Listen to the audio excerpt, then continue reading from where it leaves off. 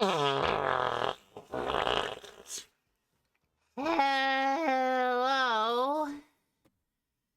Okay, man, I am freaking nervous over here. All right. So, yeah, my name is B.R. Watford, and I will be your host for this new podcast series that I just suddenly decided to start after, well, not suddenly. I've been deliberating on it for a very long time, but now's the time because it's the beginning of the year, and I want to cover all the best, the worst, and honorable mentions of 2025, of the 500 films that I have seen during that year. But first, I want to do a mini review for a new release, which I almost never go out and see new releases anymore. But I saw Resurrection by Be Gone last night, and so I will be covering that uh, very shortly. But first, I'm just gonna kind of go over some housekeeping and try to kind of give some explanation as to what I'm gonna be doing. Well, first off, this graphic you see right here is probably temporary. I kind of just threw that together this afternoon just to have something. Despite having a degree in graphic design, I could not for the life of me design a fucking typeface to save my life. Well, it's not really a typeface, it's a logo, but um, uh, also going forward, I don't know what I'm planning on doing this live. Right now, I'm just doing this as a pre-recording as a VOD because I have zero audience. There's no one listening to this. And so hopefully, when I get some more momentum, I will be going live. And hopefully, I will do it on a weekly or bi weekly basis. But I have not decided that yet. And it's probably a bit too early to tell, but I'll see. Oh, also, apologies for the audio quality. I have fucked with my microphone all afternoon, and to me, what I've heard, it just sounded very shitty and tinny. I don't know. I mean, I did buy this off Facebook Marketplace, but I mean, maybe it's fine. Maybe it's just how it's coming back to me through my computer. I don't know what it's gonna be like when I upload this. This probably is gonna be a huge fucking disaster. Who knows? I'll be frank, I'm very, very fucking nervous. Even though this is not my first podcast, I was a guest on Is It Kino with Mumkey Jones and One Egg White to talk about a film very close to my heart, Goodbye Uncle Tom, and I had pretty good feedback on it, even though I was really, really fucking nervous going into that. But I mean, I haven't listened to it because I can't stand listening to myself talk. And finally, before we get into the content, I just like to say that I got with me a beast, uh, the hard monster energy, named after the Valerian Bodoshik uh, werewolf penis movie, where you see Coom come out of his big wolf penis. It's actually named after that movie. But with me, I have a mean green flavor. I have never had this before because I wanted to save it for a special occasion. So I will be trying this live. I accidentally hit the fucking mic. Okay.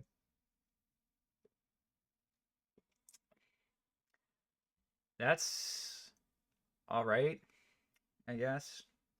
It's about what I expected. Well, hopefully it will keep me awake and uh also take the edge off real quick. Um Give me 1 second. I am freezing fucking cold. Let me get a blankie real quick. Hold on.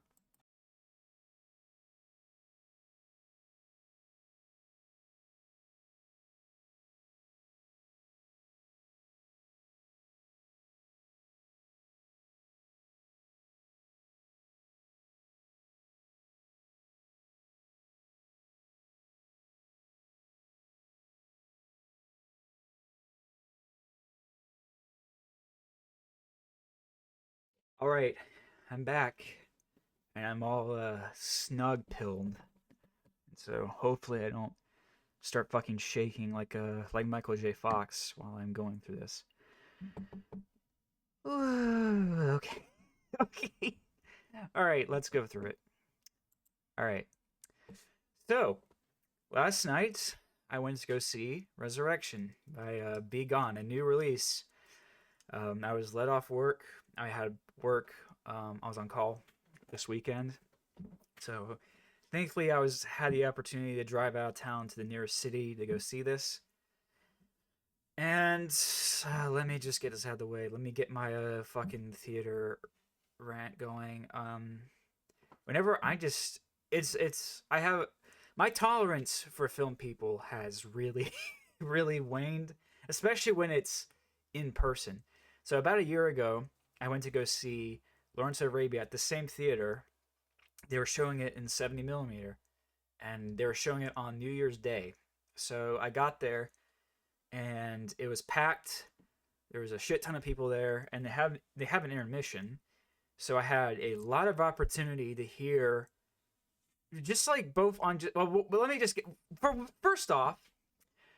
This was January 1st, 2025, and half the fucking audience had masks on. There's a giant Allegria art style mural outside the theater about getting vaccinated. That's still up. That was there last night. I don't know why they haven't taken that down yet. It's fucking embarrassing.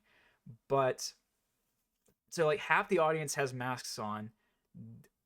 They do not, they visually repulse me. I understand that I am the little midget guy in that Robert Crumb cartoon where he's just like looking at the big strong man like, look at this stupid asshole. I understand that's me. But holy shit. the the fucking people there and the dumbass shit that came out of their mouths, which I heard in detail throughout the intermission. And this was kind of similar. Like before, people, there was the same type of crowd that went to go see this. But interestingly, after the movie was done, everyone just got up and left. No one stood in the lobby to talk about it. There was no noise. Excuse me.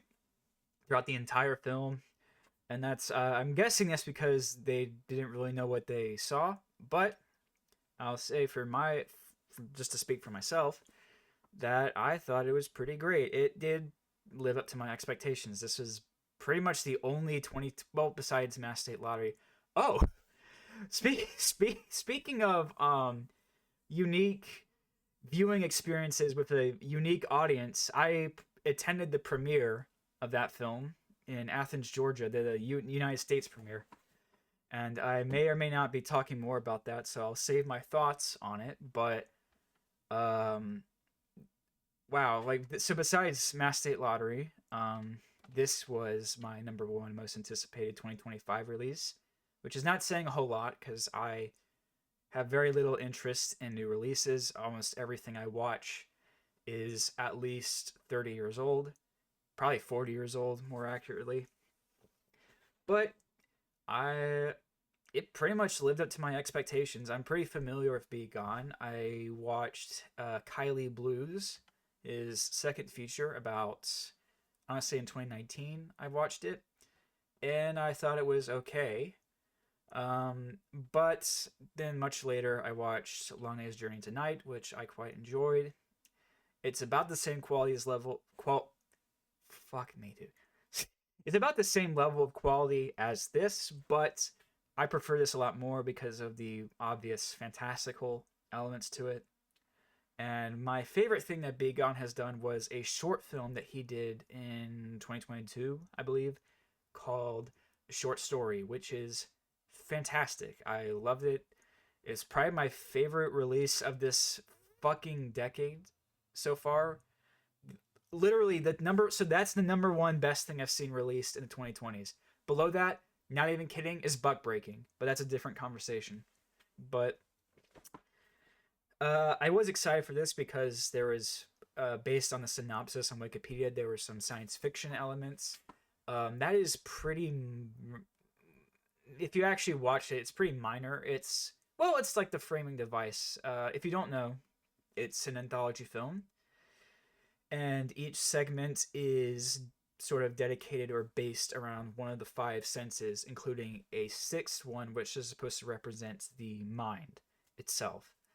And and so this concept of a being that's dying, that is dreaming, having these dreams as it's dying in this dystopian future, is sort of the framing device for this, and that makes up the first segment, which is the best. I won't go into too much detail because it's really outside of New York and Los Angeles. This is the first time it's really expanding out to other cities.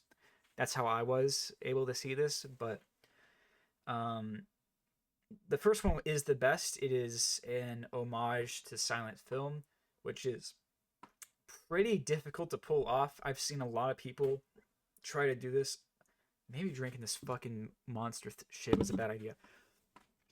But I think that the way he pulled it off was pretty impressive. He was very smart in how he went about it. As a point of comparison, the film by Guy Madden, The Forbidden Room from 2015, that movie is fucking ugly looking in my opinion. I did not enjoy that. And I'm not really a big fan of Guy Madden in general, even though I'm really just starting to try to go through his filmography, but that's neither here or there.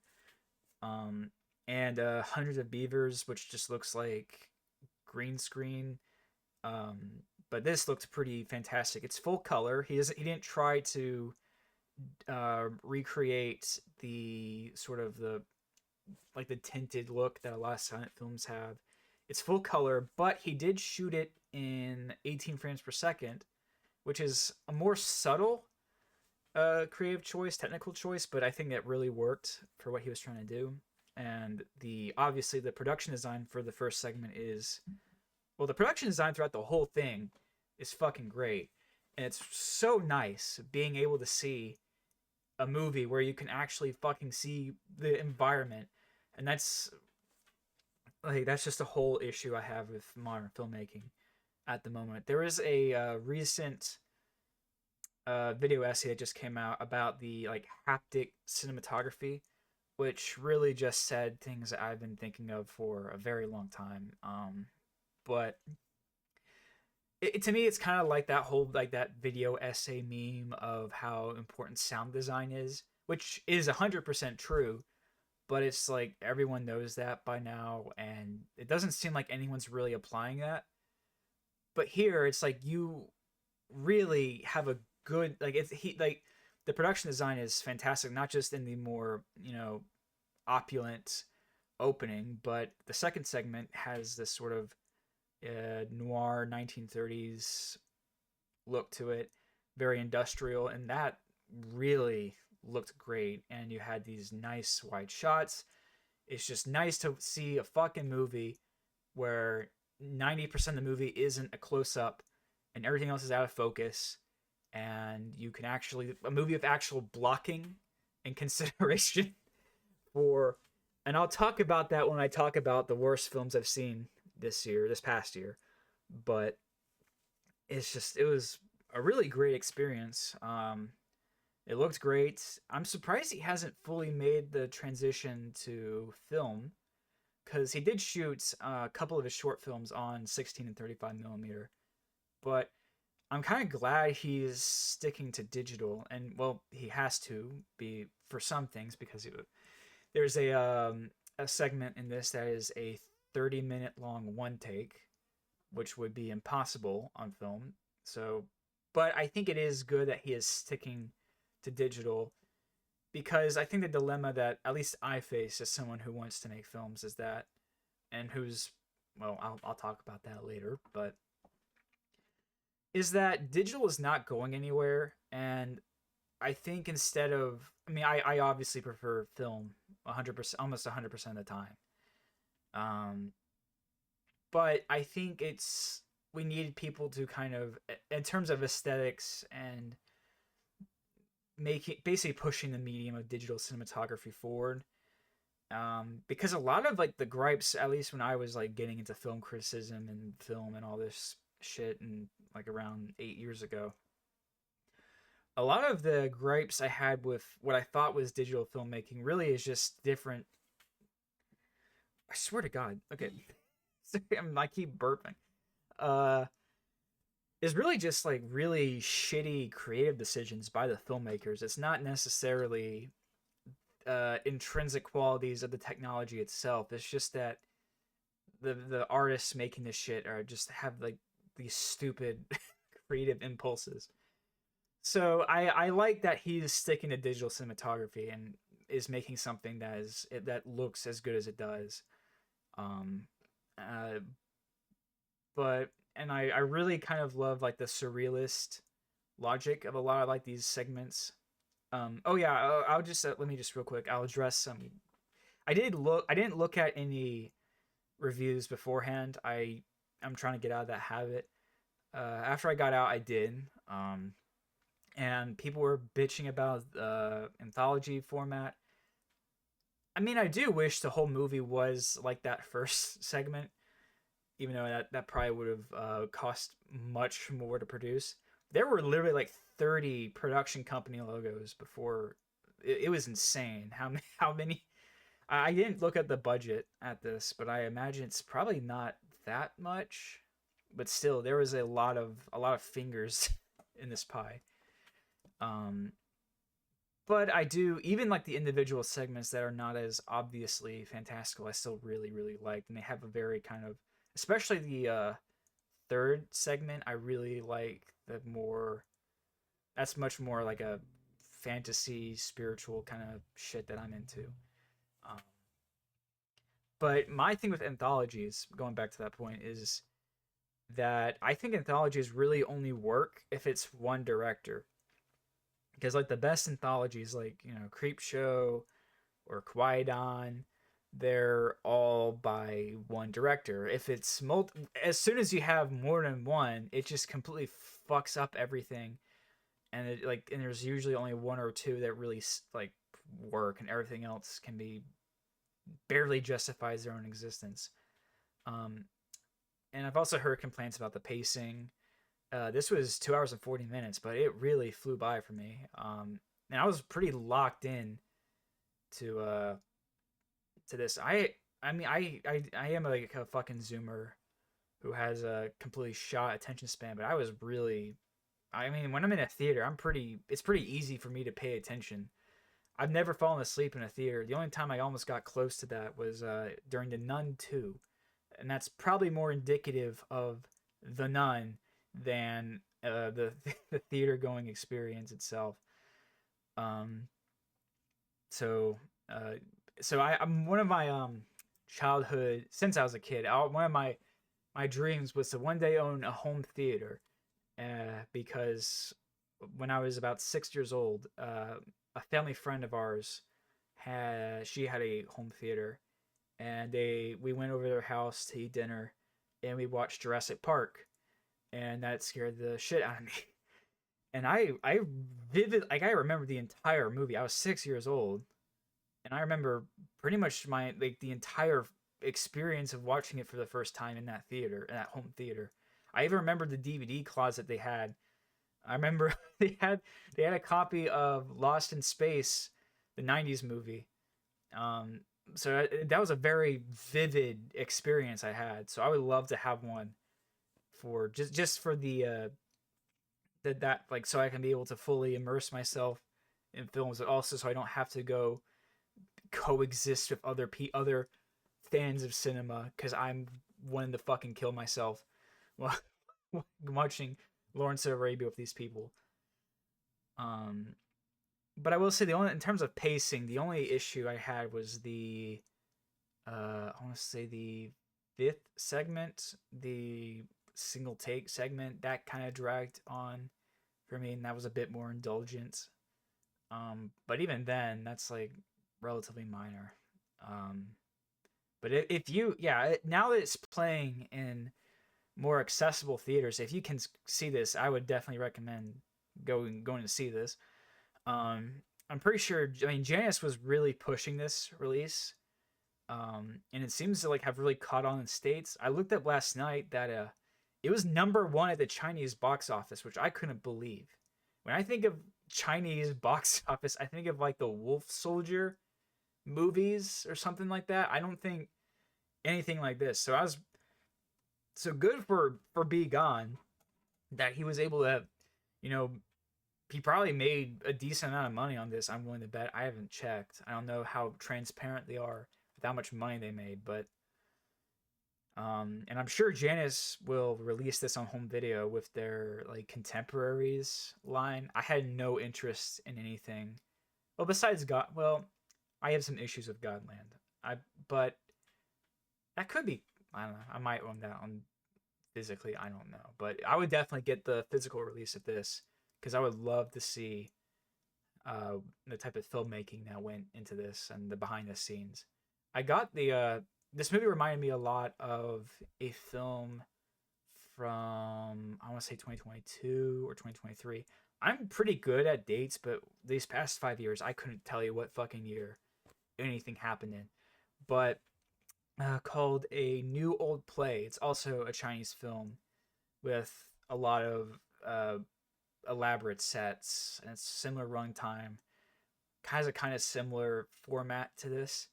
I remember I got the Blu-ray of that because I Connie, which is a partner label of Vinegar Syndrome, put it out, and it sold out immediately. But they did a second run of that, so I got that, and I was wanting to see more behind the scenes footage, and there wasn't really a lot on that release, unfortunately. But if Janice releases this, hopefully there's a lot of behind the scenes content because I would love to see more about this. But I mean, yeah, this is like much more my shit. It is kind of there's some like kind of questionable creative decisions, kind of corny this creative decisions, but honestly, I think it just adds charm. It kind of reminded me. This is a weird comparison. It kind of reminded me of Megalopolis at points. This is like if Megalopolis was good. Uh, but I don't think anything in the movie filmmaking wise really took me out of it. But I can imagine of I don't know I occasionally tune into YMS because I'm just I do not respect his opinion. I'm still curious to what it is. But I can imagine him just like bitching about fucking stupid little things. Like there's some like CGI blood that doesn't look great, but like it's like 2 seconds out of a 3 hour movie. But I can imagine him bitching about that. I don't know. I don't fuck with him for a lot of reasons. But uh yeah, it's pretty good. I gave it 4 out of 5, which is really, really, really, really, really high for a new release for me. So if you have an opportunity to see this, go and do that, but don't and also don't go in expecting to like know what's happening. It's like it's definitely like a kind of vibe movie. Don't I think that's why a lot of people just like went in my theater when it ended, they just got up and left because I don't think they really knew what they saw. Neither did I, but I liked it. So okay, so that was my mini sort of commentary on Resurrection, and so now I will be going through my worst of 2025 list. And let me pull up on my phone just so I can get all the information, and we'll start in a second. Okay, I can kind of taste the alcohol in that more. All right, so I'm gonna go from the least shitty to most. So at number 21 of my worst viewed in 2025 is I'm fucking retarded. Sorry. Okay. Sorry. All right. Is Bad Business. Otherwise, what's the okay? So this is a fucked up release. What's it called? So I did not look into the history of this film, but I'm under More Mercy. Okay, So on Tubi, it's called More Mercy, and I believe on Letterboxd it has both two legendary names in bullshit filmmaking: Jim Wynorski and Albert Pune. I believe I'm just my hunch is that More Mercy was directed by Albert Pune, and then it was re-released as Bad Business with I don't know if it could. Let me just. All you need to know about this is that this is basically softcore pornography. I actually kind of enjoyed this movie because it's the acting is porn tier, which is amusing. And I kind of like the sort of vibe it has. It's pretty fucking bullshit, but there's so the gentleman you see on the left of this poster is Master P, who I guess is a rapper. He was in Scary Movie 3, but I don't think he's on screen with another actor in the entire thing. He's always in another room on the phone. So I am assuming that Jim Wynorski shot additional footage with him and put him top build on the on the DVD to get a more urban audience. I don't know. I don't know if he added the softcore elements or that was always there because really without them, I don't really you don't really fuck me. Sorry. You don't have much of a movie without that. So I don't really know what the production behind this was, but I don't know. I enjoyed the really shitty porno acting in this, and it didn't make me mad or anything. And it's short too. It's like how long? It's nine. Oh, I thought it was short. It's 91 minutes, but uh, yeah, it's really. I mean, relatively speaking, this was a masterpiece compared to what's to follow. Another film for urban audiences is You Hitting That. I don't know why that is so tiny. I think it's because it's low res, but uh, this movie, quite literally, is a long feature length string of vines that have been edited together into a comedy movie. Um, I'm just gonna say this right off the bat: the white man was not meant to see this because there are about I want to say 60 uses of the Metal Gear Solid alert sound and the vine boom in this feature film, and every time I heard it, it struck my my Yakubian soul like a fucking lightning bolt. This was not I am not I was not genetically destined to watch this, but it's honestly it's kind of charming. All like the bullshit sound effects. Um, the premise is that like the premise is retarded. It's like a guy who has a female roommate who is like he's trying to like fuck or something. I don't know. And he has an ex, and yeah, it is. Sorry, it stun locked me briefly. But if you it quite if you were a fan of when was this fucking released? Hold on. 2019. Damn. Okay, that's late. So this is a throwback to 2013 Vine. So if you're a fan of that and you have sub-Saharan complexion, you'll probably get some enjoyment out of this. Let me zoom back out. All right, next. Oh god. 47 Ronin. This is not the first time I've seen this movie. I actually saw this in theaters when it came out. I was actually probably I cannot say it's The Beast. The Beast is fucking up my probablys. I was probably the only person excited for this. This was a huge bomb, and I am not surprised. Uh, because the trailers were like just the trailers. I mean, I remember watching the trailer on repeat, and for some bewildering reason, this like skull tattoo guy was everywhere. He's like top build. He has about 2 lines of dialogue. There was a cardboard cutout at my shitty theater with him. Actually, I was out of town to go see this, but I don't remember why I know that.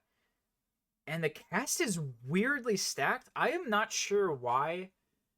There's only like 2 or 3 consistent Japanese actors in Hollywood. You have and they're both in this. You have Hiroyuki Sanada and Tadanobu Asano. Those are the only like those two are in fucking everything. Especially Hiroyuki. They're in everything in the United States that is set in Japan. When they were announced they were rebooting Shogun, I'm like, they're gonna be in it, and I was right. And I feel bad for them, especially Asano, because he's pretty decent actor. He plays the antagonist. He's most known for his role in Ichi the Killer, but there's really not a whole lot to say about this.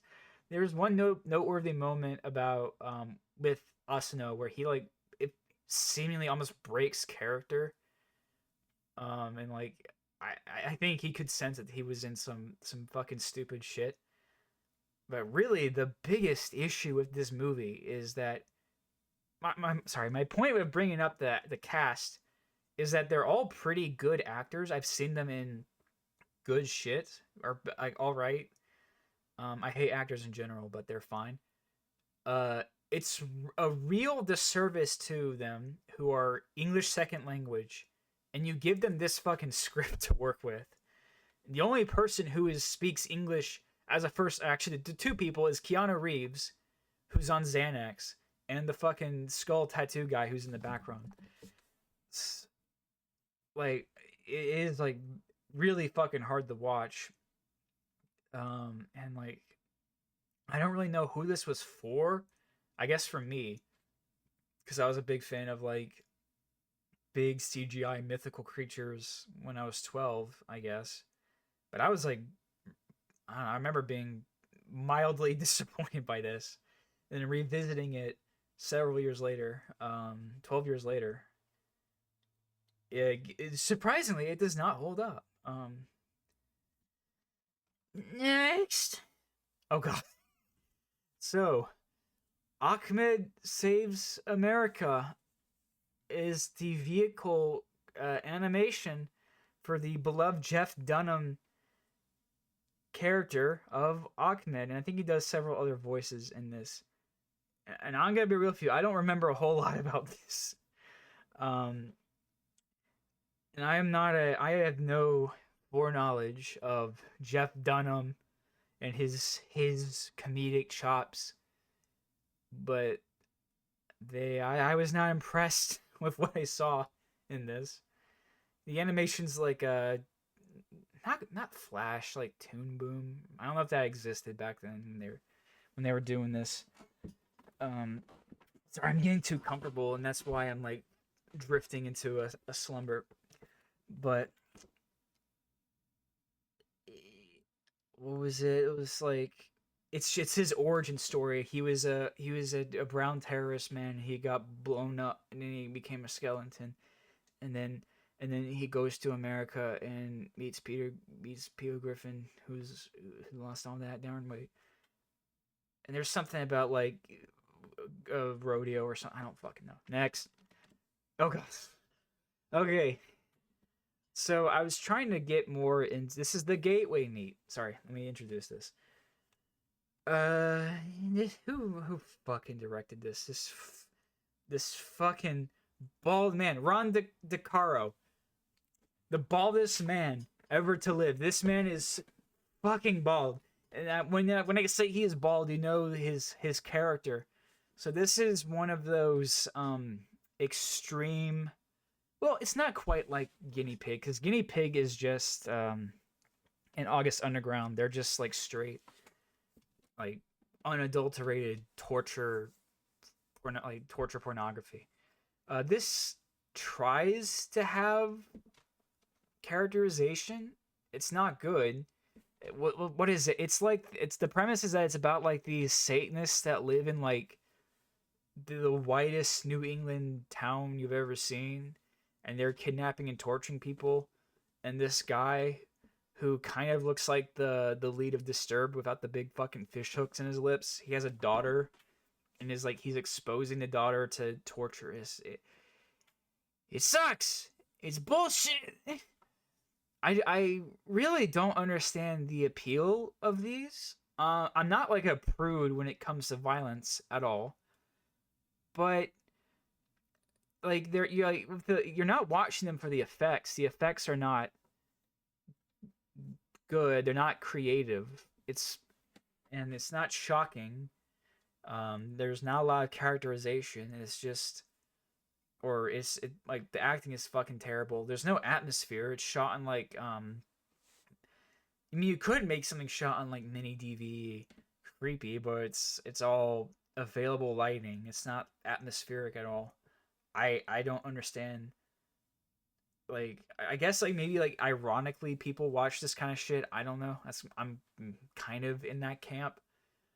But the only people I can think of who genuinely enjoy this kind of shit are like the actual like backwoods inbred fucking retard gore hounds. And that's or people who think like, oh, I know who this appeals to. I mean, I think the other side of who this appeals to is those kind of like that plague moth archetype of those people who they're very soft, but they think they're fucking edgy. I guess that's who might enjoy this. I don't know. This poster is kind of neat though. I like the colors. Oh wait, I like the colors. That kind of tricked me into thinking this almost might be interesting. Next. I don't believe this needs an introduction, and I probably don't have a lot to say about it.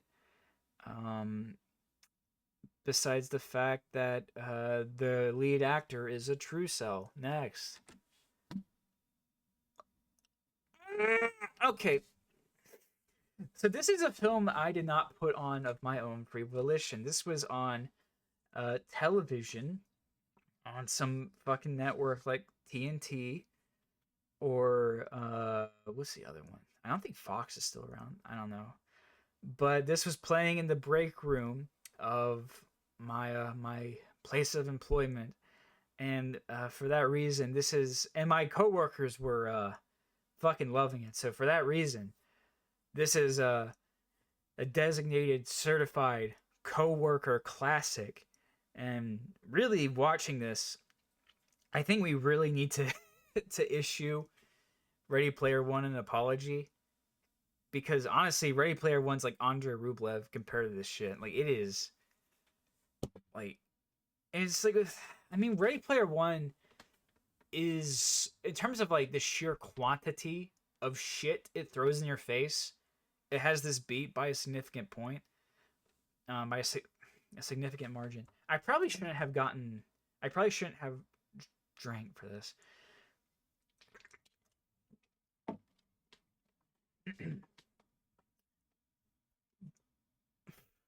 But like so what it does not have in quantity, it makes up in quality, as in the little cross intellectual property references that it throws at you. Hit a lot harder, and by hit I mean they make you want to fucking kill everyone kill everybody involved in Roblox. And I'm being stun locked here. Taika Cohen, his performance is I'm glad they're getting his ass out, because like he was fucking bad, and he was and I know he was trying to be, his character is supposed to be like unlikable, but I don't know, they need to get rid of him. Fuck him. Fuck this movie. That's not what I wanted to do. Okay. All right. Lock in. Lock in, lock in, lock in, lock in. Okay, Bad Luck Banging, or Looney Porn, a film by Radu Jude, who is a Romanian filmmaker who specializes in my favorite thing, which is erotic black art house comedy. And this fucking sucked. This is a commentary on COVID. Oh, this was like made. I think this was made in 2021 or 2022, and I believe this was distributed by Mubi. And I can tell because I only used Mubi very briefly in like years ago, like 2018. And when I tried to use it, every time all of their selections were every single one was about like lesbian immigrants in Algeria or something, and it's just like like they came up that same year. It's by some fucking woman director you've never heard of, and no one gives a shit about it. And they all look the same. It's like all festival slop. And this is more edgy than that, definitely. To what end, I don't know. So it has like it's basically the premise of this is that a school teacher makes a sex tape with her husband, and it gets leaked online.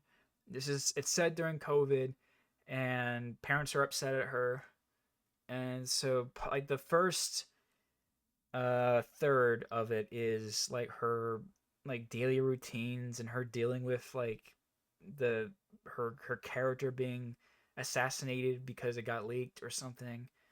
The middle third is like an essay film about I don't know, there's a lot of references to the Nazis and the Holocaust. I don't know why. And then the final third is like her being interrogated by all the parents of her students, and it's some like allegory for, and they're all wearing masks, and it's some allegory for COVID or fucking something. And I honestly kind of blew past that, and the movie ends with her dressing up like a Marvel superhero and orally raping a man with a giant Saints Row dildo. Uh, so I think that gives you an indication of what kind of what kind of bullshit this is. Next, we're already okay. All right. So before, I think people have already forgotten this existed. This is probably one of the most astroturfed pieces of media I have ever seen. And before you say it, oh, this is only on your list because you feel personally called out. I wish I was personally called out by this, because I wouldn't. Because when I was watching this shit, I was fighting to stay awake. This shit was fucking boring. The only time it wasn't boring was during the second episode, which is the best because it's the funniest. It was really fucking funny seeing a black man chase down someone and yelling in his face, "What does the word incel mean to you?" And there's obviously there's like political discourse surrounding it, and you probably already know what my opinion regarding that is, but I'll make a couple of points. So after this got released and there was backlash directed towards this movie, or this mini series, I've seen this retort going around online about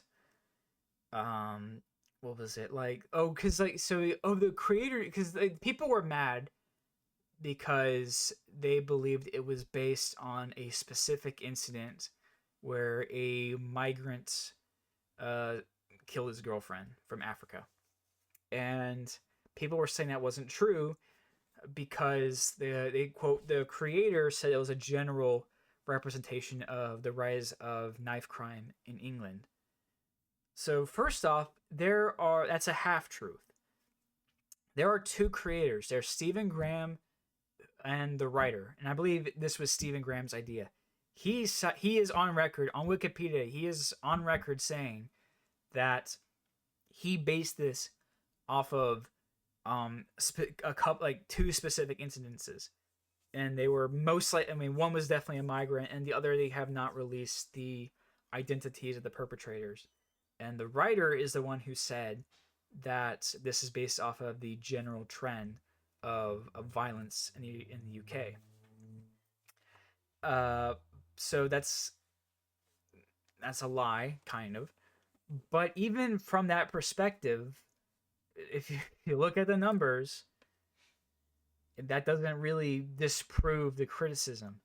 And the main point I want to make with this, with the casting, is you cannot spend 10 years really stressing the importance of like of stressing how you take race into consideration for casting. And then when you do this, people respond in this way. It goes both ways. You can't like you've made it clear that race is a very much in consideration with who you choose to to cast in these projects. Sorry, I'm moving around my chair. So when you do this, I think it's a completely valid criticism. It's valid media literacy to point this out, to point out that this is not an accurate representation of what it says it is, and it's very obvious why that is. So, but before I pass out, I mean I need to take a break. Before I pass out, uh, I'll just say that the even though I did praise Resurrection, well, I did say that the long take segment of that was probably one of the weaker parts of the movie.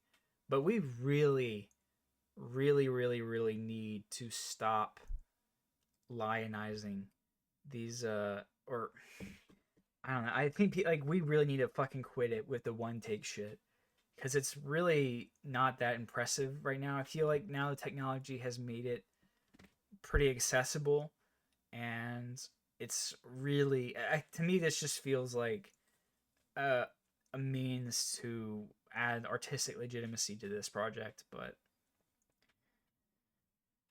yeah, it's freaking sucks, man. Freaking sucks, man. And sometimes it's just all you gotta say.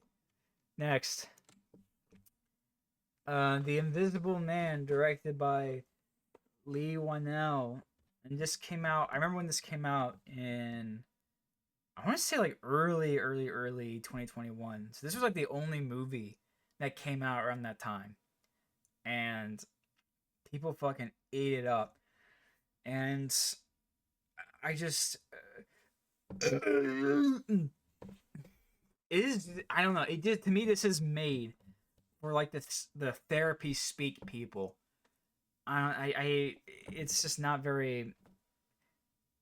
I just didn't. I found like the whole abusive relationship angle to be just played out, and Elizabeth Moss was.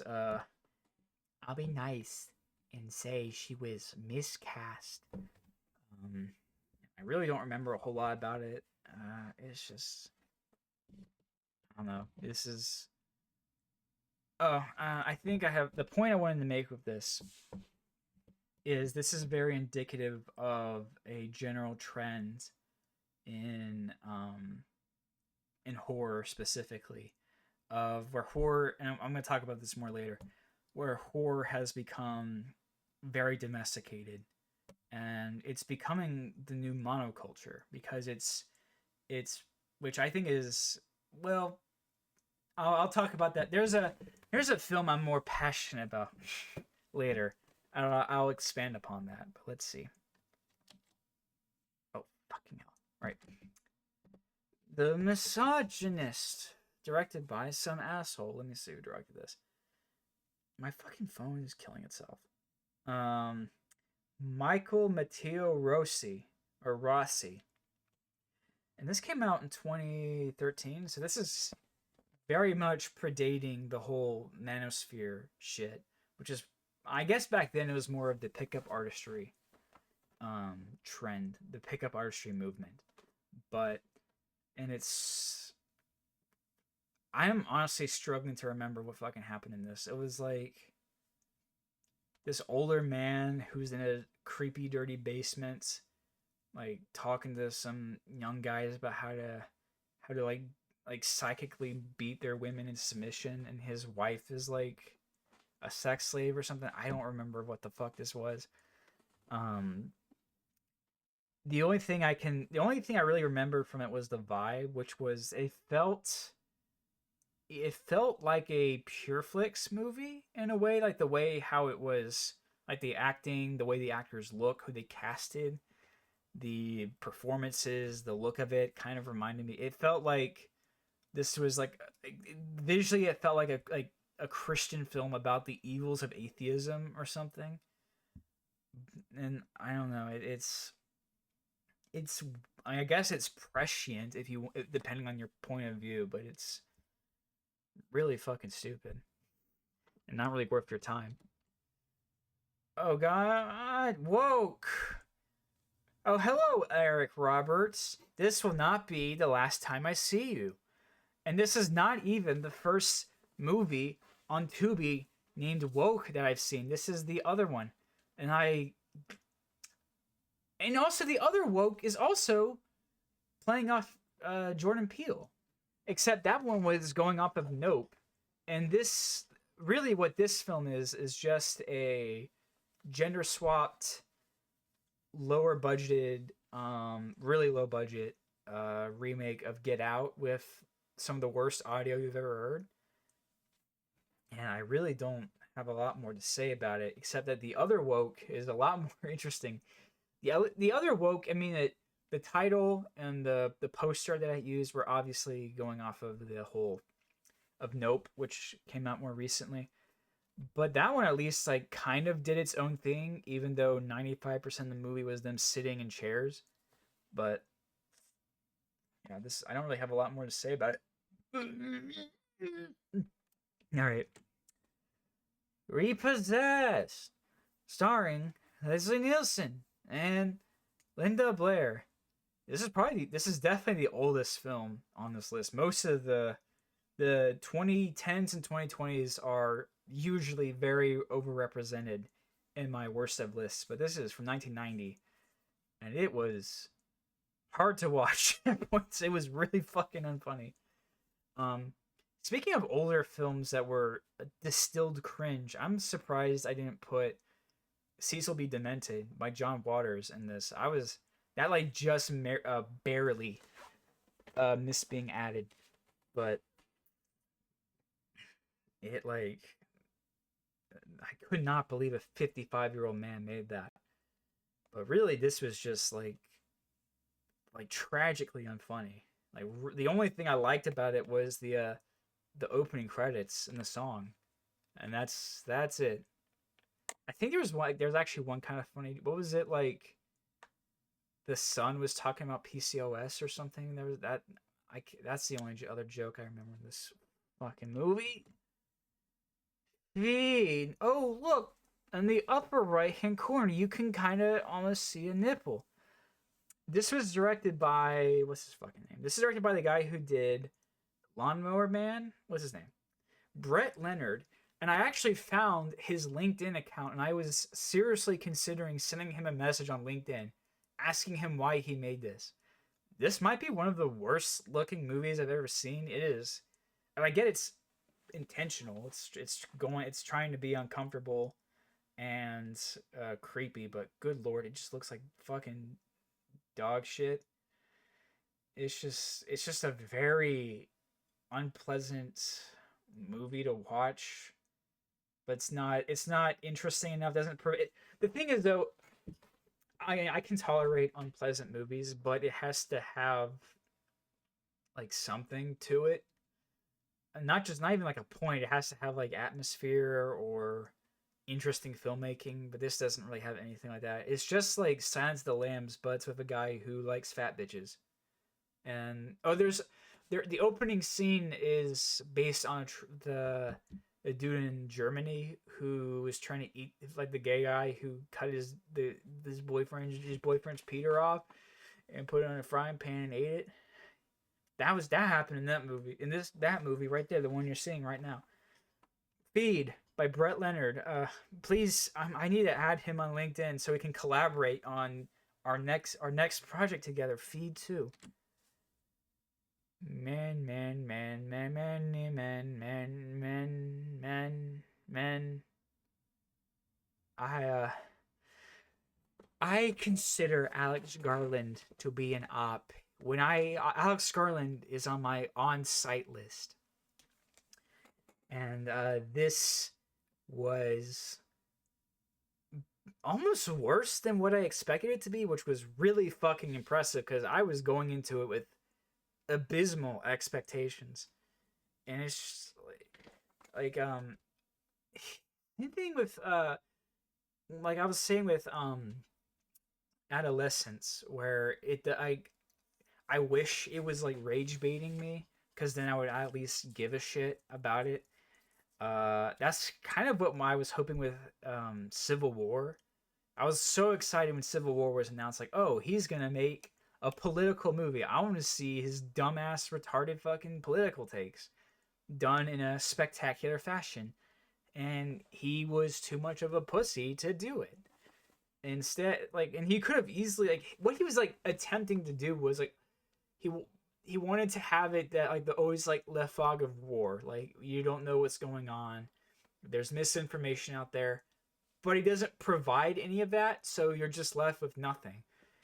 Like if you wanted to actually execute that idea well, what you need to do is to have these journalists interview people from different factions and they give testimonies, and they can be conflicting with each other, they can have like they can just be lying, and it paints, it gives you more of an idea of what's happening in that setting, and God forbid it might actually make people want to go back and watch it, which I don't think fucking anybody has because there's nothing to get from it from a second viewing. So that's my mini review of the Civil War. But with this, it's a lot more obvious what it's going for. But I mean, it's to its detriment.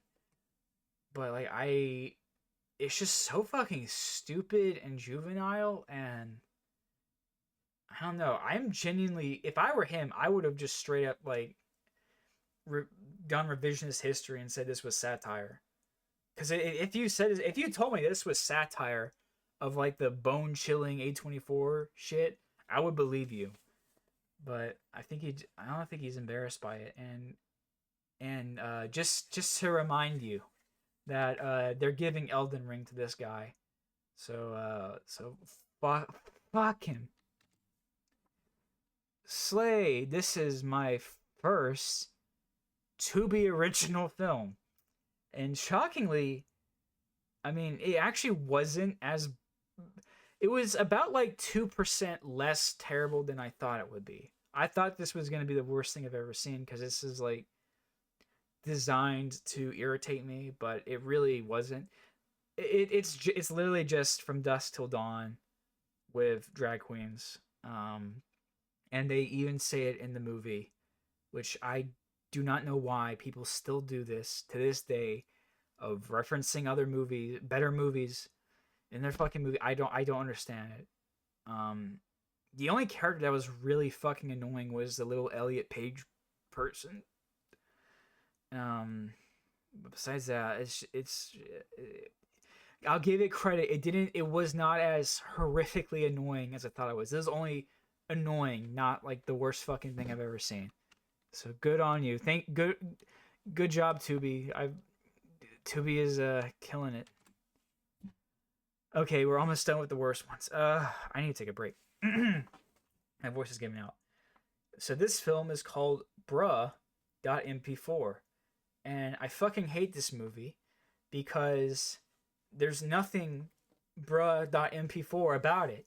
They called it Bruh.mp4 to get people like me to watch it, and it fucking worked because it's called Bruh.mp4. Oh haha, it'll be a funny meme watch, and I did. And and it actually is like taking itself seriously. It's about like these it's not like TikTok or Instagram. It's like some vague nebulous social media where they're doing pranks, and this guy has a black friend, and they're trying to do the knock knock prank, and they went to some like old racist Mr. Nevercracker looking guy, and he shoots and kills a black guy black kid, and so his friend is like dealing with the guilt, and that's what brought that MP4 is about. It fucking baited me into watching it.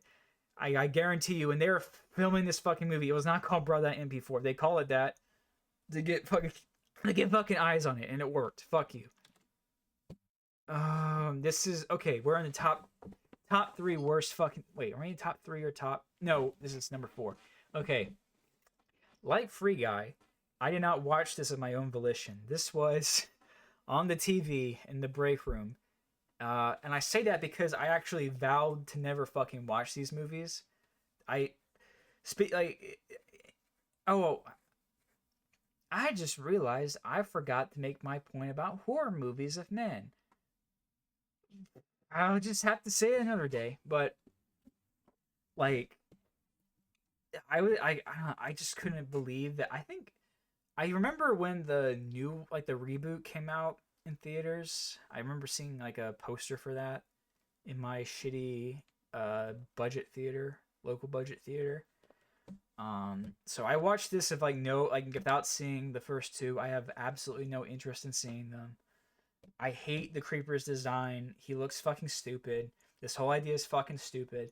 The only like with Gateway Meat and like those fake faux torture movies, like the only people I can imagine this appealing to is like the absolute lowest IQ horror fans, who are like the you I call them Books a Million people because this genre of hominid you often see at Books a Million. They wear like they're into like Child's Play and the Scream Mask, like those quote unquote people.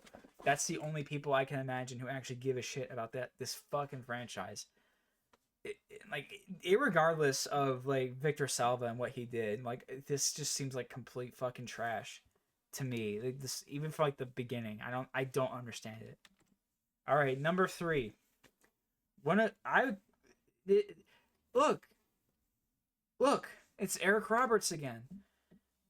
He has a bigger role in this movie. He plays Trump, and someone else plays Kamala Harris. This was released in 2024. Oh, there's Kamala Harris right there. See, look, there's YMS, and there's Kamala Harris. So when that War of the Worlds Ice Cube movie came out this past year, and people were blown away by the fact that there was a movie where it's just people sitting in front of their computers. I realized that I was in on that first with this fucking movie, and this is even more lazy. It's just like, what is it? It's about like terrorists trying to rig the 2024 election to get Eric Roberts to win because he's Trump.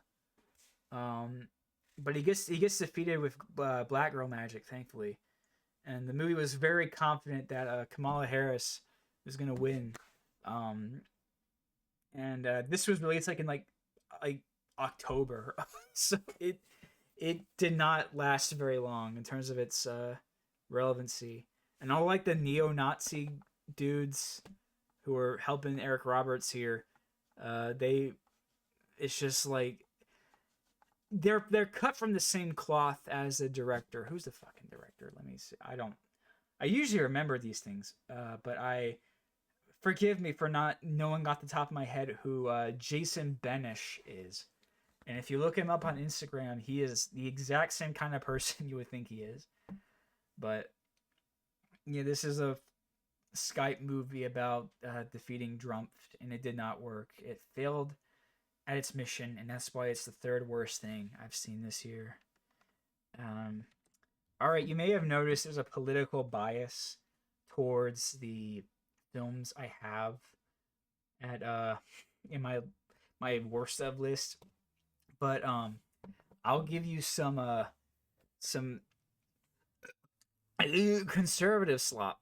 So this is what is this called again? The Badge, the Bible, and the Bigfoot, and it's directed by I don't what. Okay, what's her? Sorry, I can't read. I'm dying. I'm actually gonna fucking die. Ashley Hayes Wright, who is this lady on the left. And it's about her and her family fighting Bigfoot, and her husband's a police officer, and they fight Bigfoot. So about like literally like 95% of this movie is them in a local restaurant talking, or them walking around the Pacific Northwest woods with Christian music playing. The only thing worth watching in this entire movie is the 45 seconds where he fights the Bigfoot guy costume, and that's literally it. It is like like a colossal, giant fucking waste of time. It's like I can't remember. There was like some like commentary about like people not liking police in it. I don't remember what like fucking relevance it had to anything, but so just so just so you, like I kind not just to balance things out, but this genuinely is like a complete fucking worthless piece of trash. So number one here. Let me take a sip. My voice is giving out. Okay, okay. Let me lock in. The number one worst thing I've seen in 2025 is Kraka, directed by Dale Restiganini, if I fucking Guido over here. The only thing, the only saving grace for this, as you can see on this poster, it says a dangerous new series. So this is not a feature film. On Letterboxd, it says that it's 90 minutes long. It is not. It is 30, because this was a pilot for a TV show. And that alone tells me a lot about Dale. Because this is literally 30 minutes of racially charged rape. I am not there's nothing else, and I can't, like, so the premise is a white skinhead is sent back in time to an alternate reality where it's to the White Man's Burden universe with John Travolta, where black people enslaved white people, and they literally use the term butt breaking in this movie, and this was in 2020. This was before that landmark documentary. So you know that Dale. By the way, he is Italian. He's Rage. Most people know him as Rage. So this is an actual person, and he made this and put it out for everyone to see. And I guess also like the filmmaking is fine, but it literally is just like white people being raped in the ass in goofy costumes. That's in the woods. That's literally it. And literally like 10% of this fucking movie is like an ending montage about like black men who've died in racial violence, and including that was George Floyd. So this was like made immediately after that whole happening. And I heard that he said in an interview that he wanted this to start a race war and end in white genocide. And I honestly, though I may listen, my faculties are failing me. I've been talking for an hour and 11 minutes straight. I don't know, if I were him, I would maybe considering starting that goal myself, doing it himself. Do these people realize, these people who are like this, do they realize the amount of resources, of calories that it takes to keep someone like them alive in the first world? Like, do you have any, like, what is their justification for being alive, so they can make shit like this and make retarded rap? Is that like your justification of why you shouldn't feed your carcass to starving Africans? Is this really the justification for you to abstain from the natural conclusion of your ideology? I don't know, man. I don't know what. I don't even know what this fucking thing up here is. I was looking at it. It looks like a boot with teeth on it. I don't know what this is supposed to be.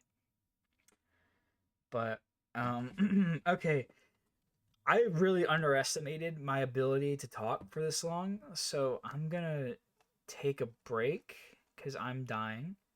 So give me a second, and I'll do a 5 minute break here. A 5 minute break. All right.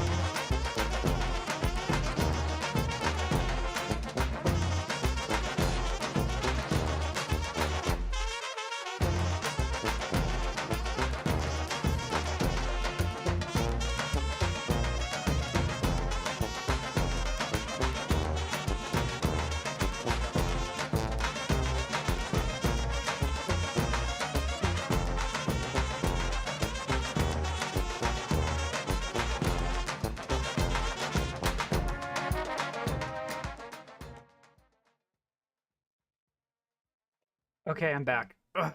All right. That's some water. The base does not hydrate you. Uh, so hopefully my voice doesn't sound as shitty. But man, I really underestimated my ability to talk for this fucking long. I mean, I talk to myself all the fucking time in my car and go on unhinged rants. And man,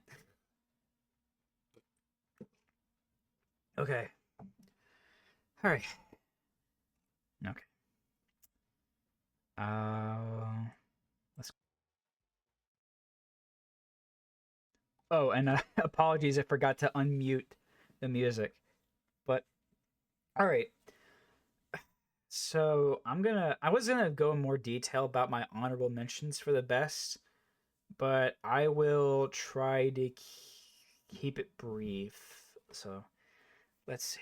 All right, next, let's talk about honorable mentions. Hello, cat. My cat's right here. Don't jump on me.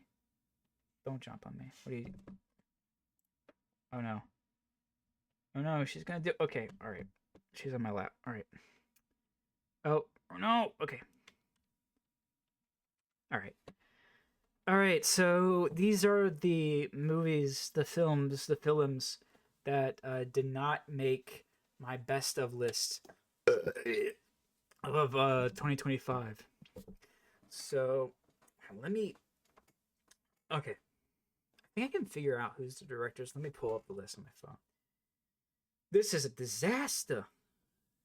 This is this is a fucking joke. Okay. Don't do not hit my keyboard, please. Okay.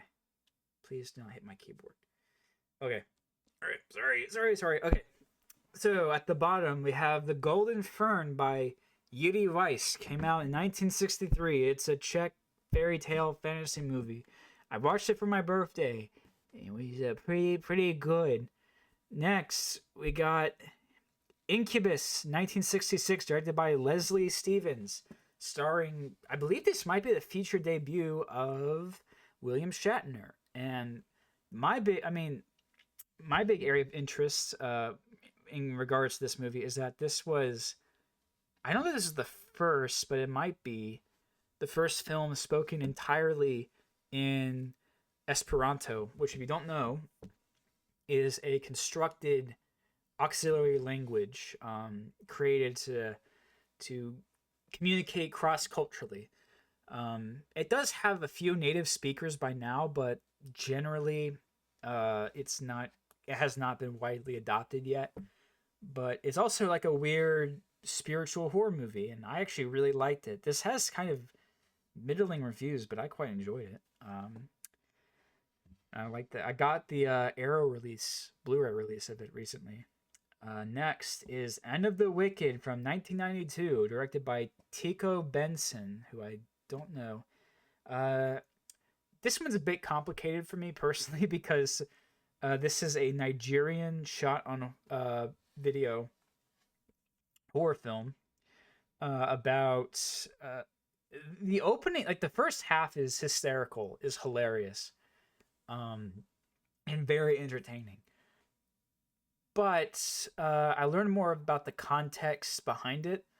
I believe it was produced by this, I don't want to say a cult, but a sect of Nigerian Christianity that is responsible for convincing a lot of people that their children were possessed by demons or participating in witchcraft, which led to like people abandoning their children and killing them. So it's kind of hard to to take entertainment value from this. It's still an interesting, very fascinating, interesting movie, but it that definitely kind of soured my opinion. I'm not usually like uh concerned about morality when it comes to films. I'm more like I'm more I try to keep it more towards its own like artistic value.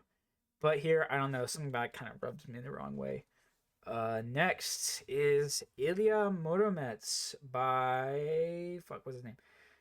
Alexander Tushko, who is a director I'm getting more familiar with. He did a film I quite like called Sampo. I'm frustrated because I think it was this and Sampo both had releases in the United States when they came out.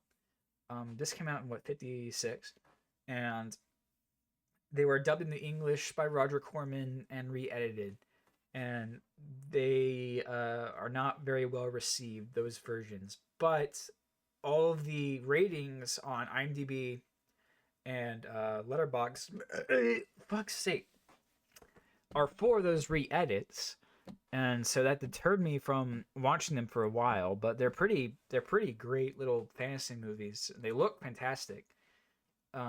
If you're a fan of or you're aware of the painter Vitaly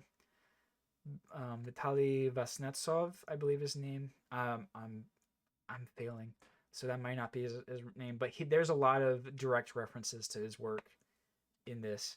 Next is Z from 1969, directed by Costa Gavras.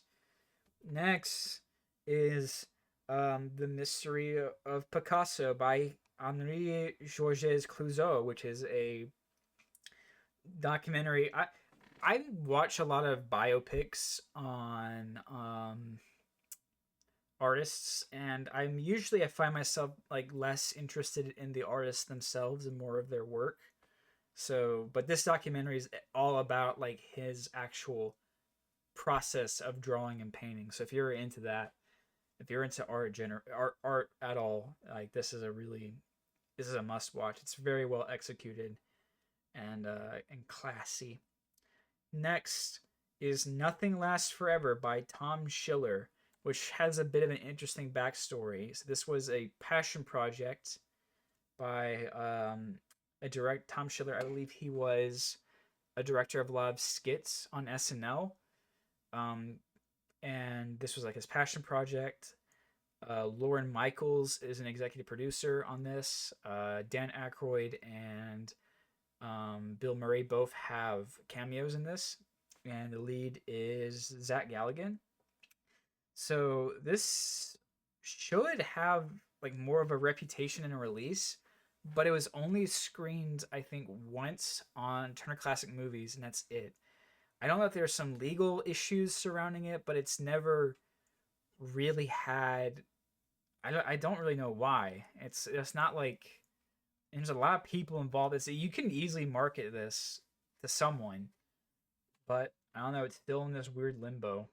But it's a pretty great little movie. It's kind of like it's about an artist who meets an underground society of hobos and goes to the moon. And there's like they're building like motels on the moon at the expense of the natives. It's a lit it's and it's shot in black and white. It looks nice. It has kind of a nice optimistic tone to it. I liked it. Next is A 1998 by Tatsuya Mori. This is a very interesting documentary about the Aum Shinrikyo cult, who famously in 1995 conducted a deadly sarin gas attack in the Tokyo subway. So this was shot immediately following that, where their leader Shoko Asahara is on trial, and for some reason they let him in to film the like inside their facility. But really, what this covers is the cult themselves dealing with the fallout of this attack and the public pressures that they face. They have this one poor guy who's basically like their PR manager, who has to deal with all these like reporters after their cult killed people in the and he's ill equipped to deal with it, and they have to like the local like town municipalities like kick him out of their facility. They don't want them there, and it's very interesting, and like you see like their daily routines. And there is a sequel to this that was released, I want to say in 2001, that follows up on that. But if you're interested in Shinrikyo or cults at all, like this is like you have to watch this. Next is The Immigrants from 1971 by Jan Troell.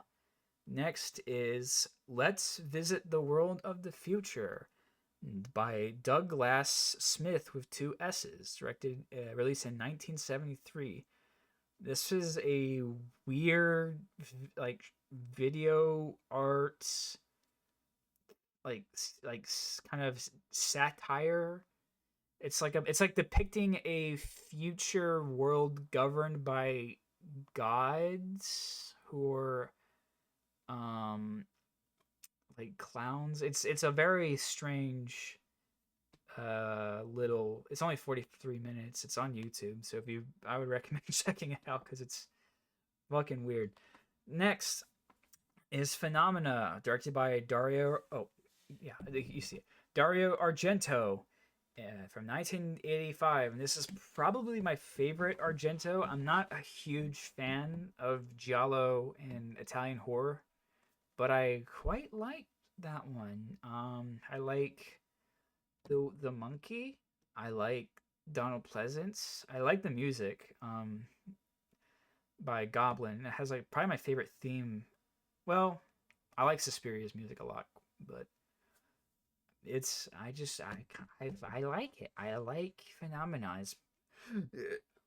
I got it confused a while with another Italian horror film called with Jennifer Connelly called Itoli, which is not really worth watching in my opinion. Next is Chimes at Midnight, directed by Orson Welles from 1965. After that is An Uneventful Story by Wojciech Haas from 1983, who is I'm a big fan of. Um, Next is The Living Stone from 1958, directed by John Feeney. Sorry. It's a very short little documentary about the Inuit art of soapstone carving, and I'm fascinated by the Inuit. And I mean, I'm a big fan of anthropology in general, but I think the Inuit are one of my favorite cultures to learn about, and I love, and especially their art. So it's on YouTube in HD. The National Film Board of Canada does a really good job of making a lot of their library accessible. So if you're interested, go watch it. Next, another anthropological documentary is Rivers of Sand by Robert Gardner, released in 1974. And this is not my favorite by Robert Gardner. My favorite is Dead Birds, which I'm a big fan of.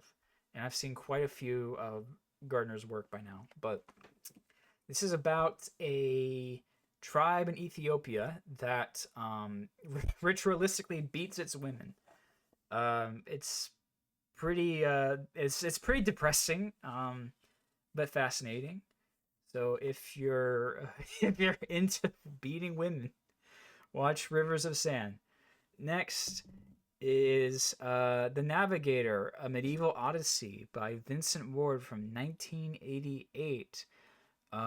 This is a really fun little movie and a pretty easy one to recommend to people. I'm not I'm not. I imagine when it was released, they had a hard time figuring out who to market it towards, because it's not.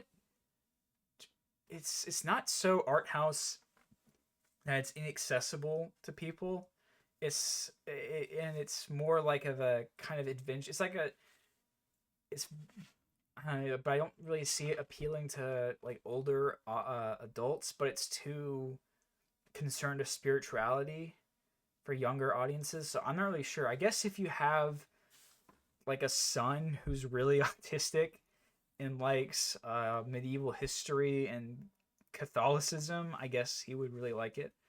But it's a really fun, well, not fun, but it's a very entertaining, easy to watch movie. Next is The White Dove by František Vlašil from 1960.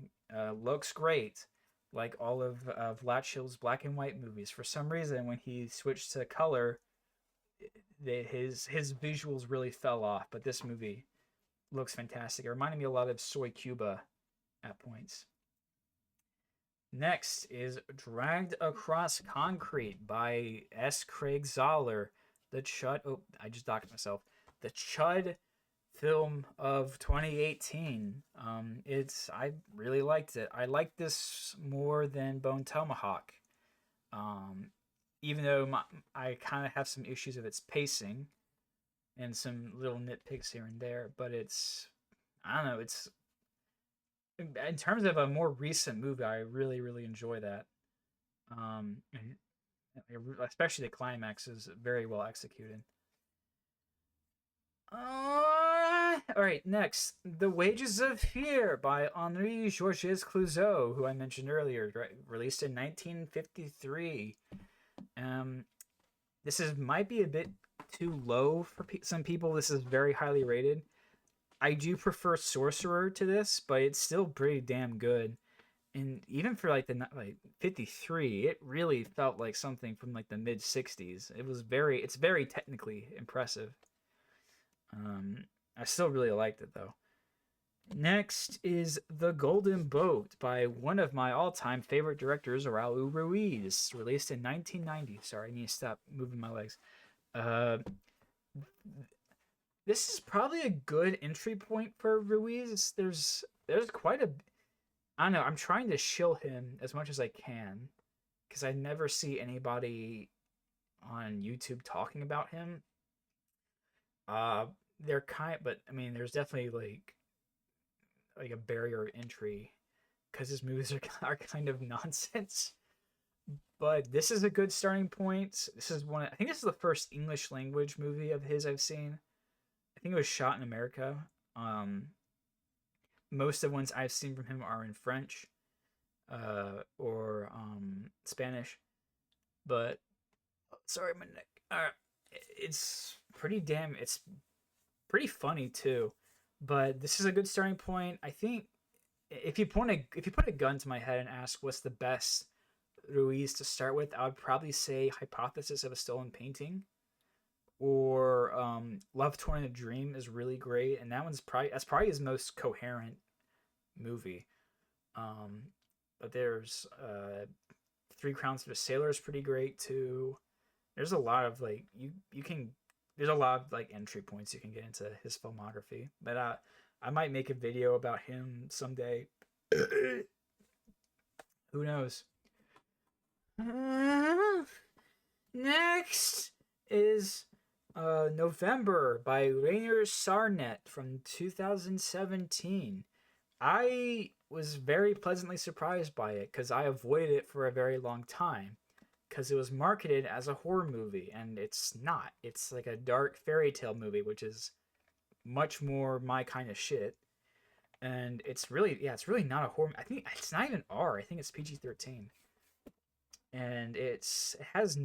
I was before I went in to see this, I was worried it was going to be like Hagazusa, which came out the same year, which was a boring nothing burger of a movie. But it's it looks great. It contributes to my hypothesis that if you're gonna shoot on digital, make it black and white because it's one of the biggest disadvantages visually, aesthetically of digital is that the colors all are all fucking wrong. They're just not rendered right, in my opinion. But if you do it in black and white, it looks pretty great. And I was very surprised at November is that it has obvious DNA from other things I recognize, but things that I like I said, Vlashil and Bolshevik Kass and Uri Hertz, like that kind of those Czech and Polish dark fairy tale movies from the 60s and 70s, and I really really really liked it, and I think there's a physical release of it that I'll definitely get. All right, next is Majino Village, A Tale by Shinsuke Ogawa from 1987. Long ass documentary about farming rice. It's pretty good. Next is Fe, which is the periodic table symbol for iron. Directed by Kanji Nakajima from 1994. This is like a kind of non well, it has a narrative kind of, but it's more of a mood piece, as they say in the audio and say in the business.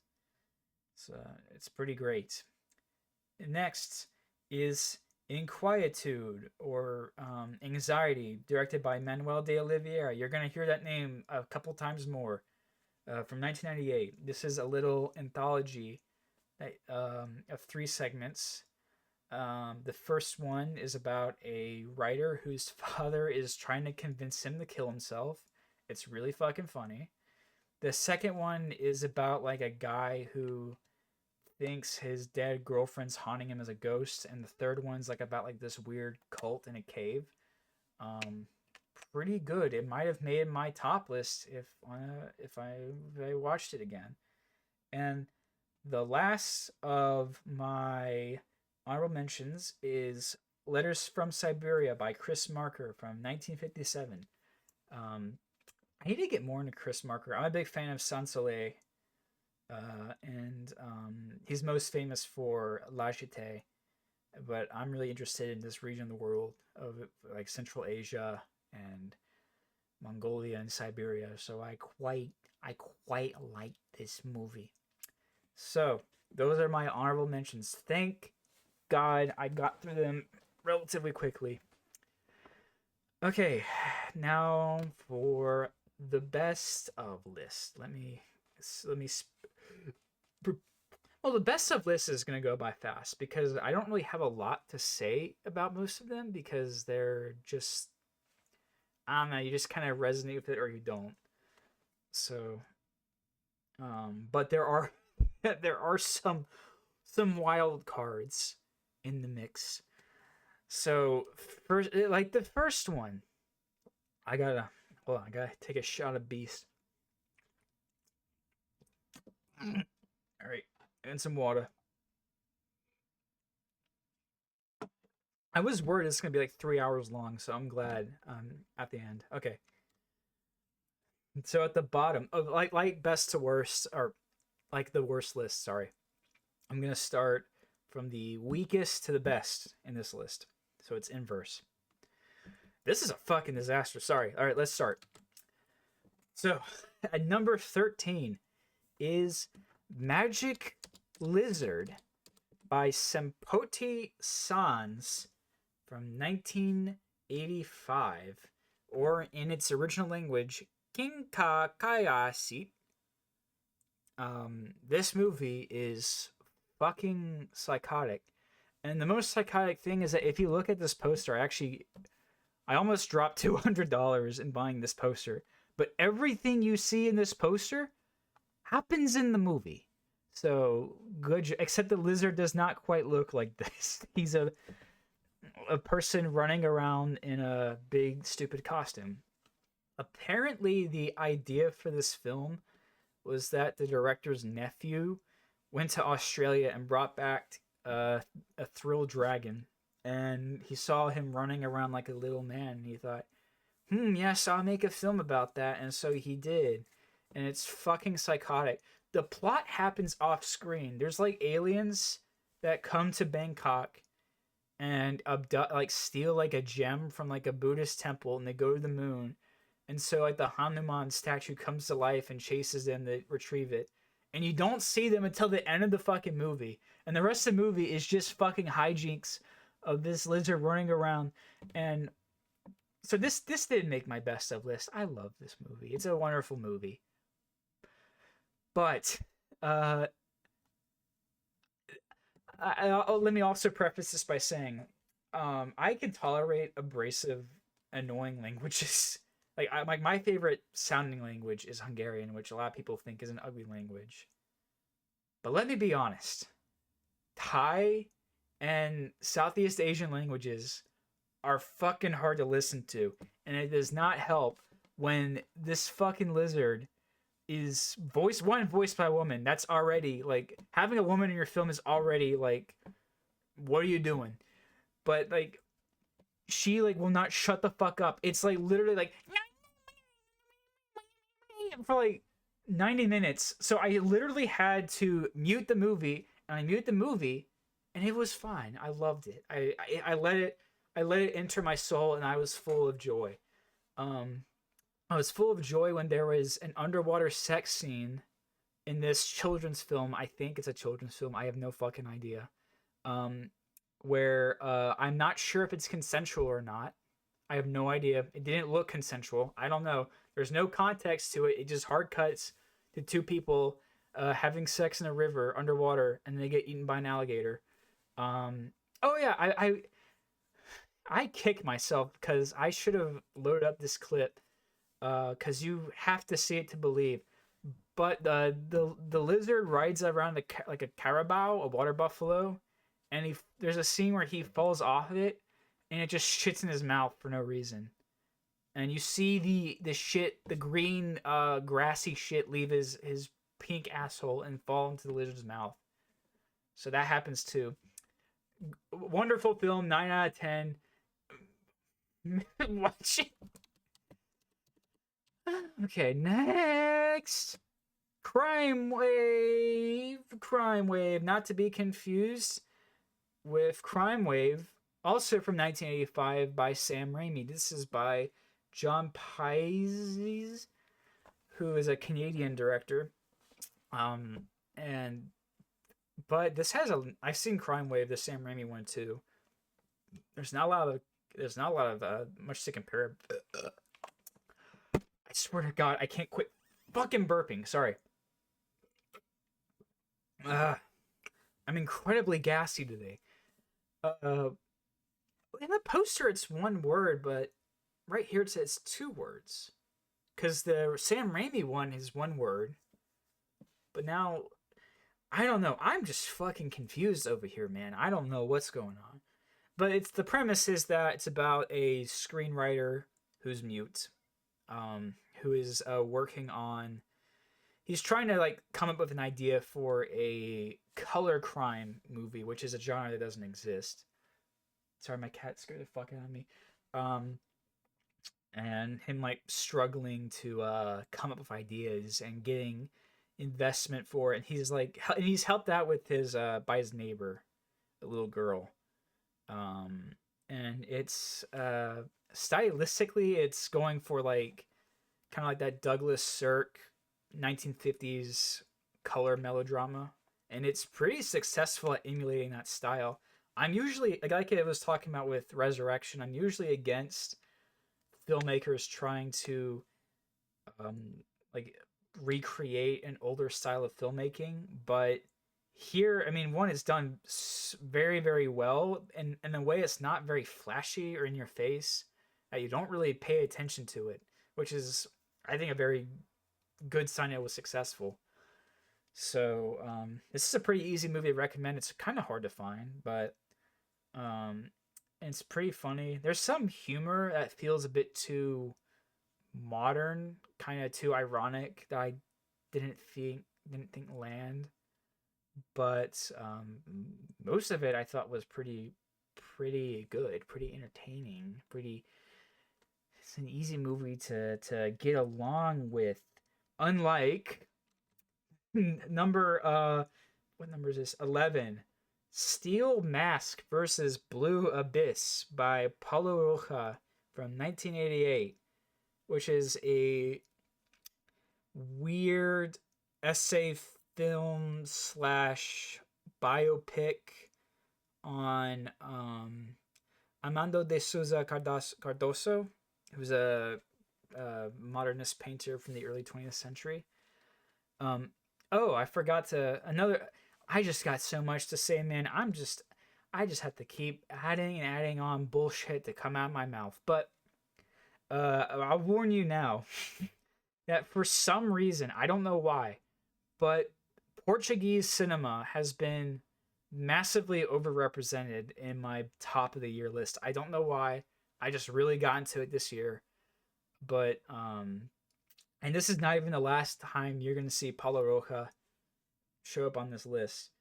But it's kind of hard to talk about this movie. Another Portuguese Kino Renadino is Paths by João Cesar Monteiro from 1978. This is not the first one by him I've seen. I started with his last movie, the one he made when he was like fucking dying, Come and Go, and I thought it was okay. Then much later, I watched Silvestri, which I love. That's probably my favorite movie by him, and this is pretty close to Silvestri. I think it came out. Yeah, Silvestri was 1981. This is 1978, so this was a few years ago. I think this is his. Was this his first or second movie feature? I don't know, but it's pretty good. It's kind of like a Romeo and Juliet kind of story, but it's like it changes time periods and it takes from mythology, and it's when I get to number 2, I'll talk more about why I'm getting so into Portuguese cinema. So I'll just leave it at that for now. Number what number is this? 9. La Belle Noisy. Why is it so fucking low res? Hold on. Oh, okay, I don't know what it's doing. All right. La Belle Noisy series from Jacques Rivette, and released in 1991. I was a bit hesitant to watch this because I've had a lot of trouble getting into Rivette. I've seen Celine and Julie go boating, and it took me a long time to like get through that movie. But I really, really, really love this. It's aggressively French. I think French cinema is generally pretty overrated. And I especially like just seeing like an old man like leer at a naked woman. I'm like, oh god, this is just gonna be like horny fucking French frog slop. It's really not. I mean, it is very French, but in a more kind of palatable way, I guess. Um, and also, I just love anything. I love painting. I love anything that has to do with painting, like the process. And it's and it does help that the model, the actress Emmanuelle Beer, I don't know how you fucking say her stupid name. It does help that she is easy to look at because you'll be seeing a lot of her for 4 hours. But this is a pretty great movie. This is disgustingly fucking French. Next, number 8 is Acto de Primavera, or The Rite of Spring, by Manuel de Oliveira from 1963. This is a documentary. It's not really a documentary. It's more just like well, I guess it is a documentary. It's capturing this passion play that is performed annually in this specific in Coralha, which I guess is a village in Portugal. And it's pretty good. I wish I watched it for Easter. Instead, I watched some other fucking thing. I think I was it. What did I watch for Easter? I can't remember. Next, number 7, Garden of Desires by Ali Hamriev, released in 1987. This is a Soviet film. I am really, really, really, really, really into Soviet cinema, and this is late Soviet, um, and it is again more of a mood piece. It's visually gorgeous. I really love my favorite type of movie aesthetically is like the very naturalistic, warm, nostalgic kind of look that this definitely has because it's about basically a girl who's living with her grandparents while away from her parents while World War II is happening. And her father is most likely dead, but it really is just like again like the feel of it is fantastic, and it's pretty obscure. Like how many? It has 215 views on Letterbox. So if you can watch this, I would recommend you do. Number 6 is Islands of Love. Oh, Island of Loves. I don't know why it's not called Islands of Love, or Ilha dos Homeres by Paulo Rocha from 1982. This is literally a art house essay biopic film about libertarians of Asian wives and the internal turmoil that ensues when you go to greener pastures to the east. Very great. Looks great. It's gorgeously shot. Beautiful writing and prose. I quite enjoyed this. Quite enjoyed this. Number 5, Doomed Love by Manuel de Oliveira from 1978. This is also another 4 hour long boring movie I really loved. This is still not my favorite by Manuel de Oliveira. My favorite's still probably Francisca. Um, but he's really coming up on my favorite filmmakers. I haven't seen anything that I still need to watch. I mean, he's made so many fucking movies, so it's kind of hard to judge what's my favorite at the moment. And I've only just really started scratching the surface. But this also is kind of like Romeo and Juliet kind of story. It's based on a novel, and I'm willing to bet that a lot of it is taken directly from the source material because it feels very, very, very literary, and that's one thing I really loved about it. Um, so if you want to get into De Oliveira, I don't know which one to start with. Probably Francisca. That's what I started with because it's not 4 hours long. Um, but when I first watched Francisca, I thought, okay, this was 1981. I knew he died in 2011 or 12. So I thought he was like in his 30s when he made it. He was like 72 when he made it. His feature film was released in 1942.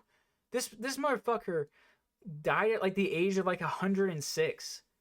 And he was making movies when he was like 100. Like his last movie came out like the year before he died. I was like, it's fucking crazy how like he made so much shit and he lived for so long, and it's great.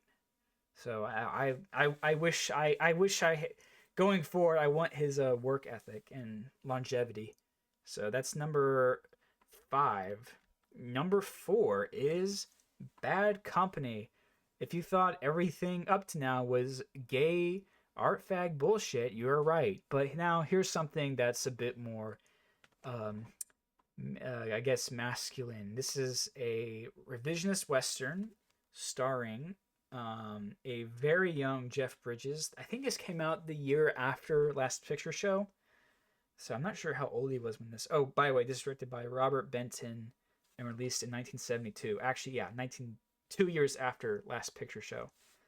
And it also stars Barry Brown, who I thought was really great in this movie. And I was like, wow, why haven't I seen him in anything? And the only other noteworthy thing he was in Piranha. That's because in 1978 he fucking killed himself. So that's a shame. Seriously. But so the premise of this is about uh, Barry Brown. He plays the son of a minister, and this is during the Civil War, and the Union is drafting all the young men. So they sent him off to. He's a very conservative. He's very well behaved.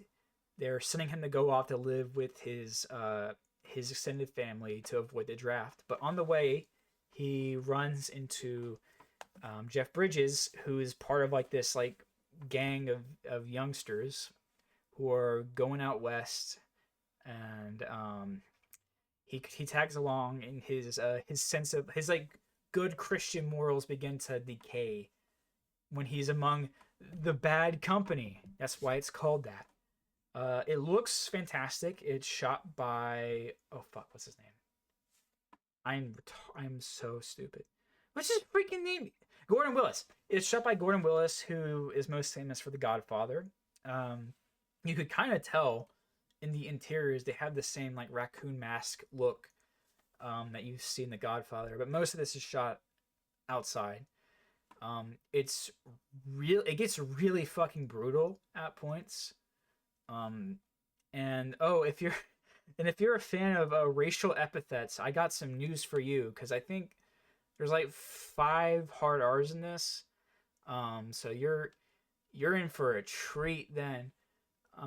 Like I said, the opening is very like I really love the opening to this because it shows the Union coming to town in like with a big like circus wagon with like iron bars, and they drag this kid out of his house, and he's dressed up as a girl to like avoid being detected by the Union. They drag him out of his house, they throw him in the wagon, and when he's thrown in the wagon, he sees another kid in a dress who had the same idea. So that's a really fantastic opening, and has a great ending too. I don't really want to give too much away about it. I don't know if this is my favorite Western. I think that might. I don't know. I have not for a while. My favorite Western was McCabe and Miss Miller, which I would probably put. I think these are both equally great in my opinion, but I think this might beat it out. I don't know. So that's number 4. Number three. What? Uh oh. Uh oh. That's not number three. That's number two.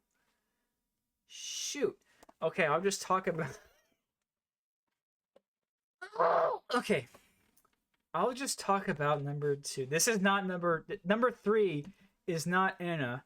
Number three is Flowers of Saint Francis by Roberto Rossellini from 1950. You can fucking look it up on your own if you want to. That is a lovely little film. You could watch it with grandma. It's very wholesome. It's a very wholesome Chungus movie. Very if it's I believe Rossellini used real Franciscan monks as the cast. Um, it's yeah, it's just like a very pleasant, nice experience. I would probably rate it number one if on a rewatch. Same thing with Anna, but for now, I give that one. That's at number three for the best one. So what? Number two. I'll just move on because I fucked everything up. Number two is Anna by Margarida Cordiero and Antonio Reyes. A couple film. I believe they were married or collaborators. I don't know.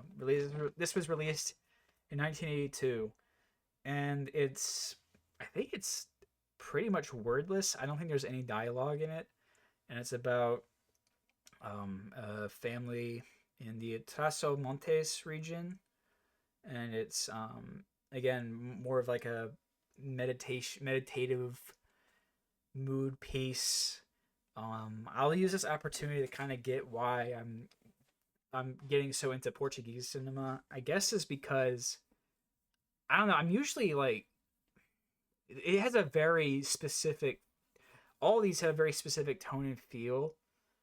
That's kind of difficult to quantify. Like there's like a dryness to them. They're very mannered.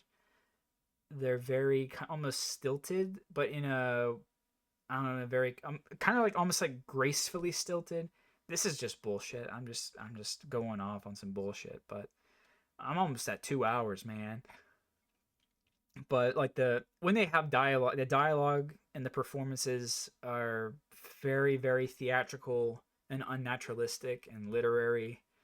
They like the characters speak in prose.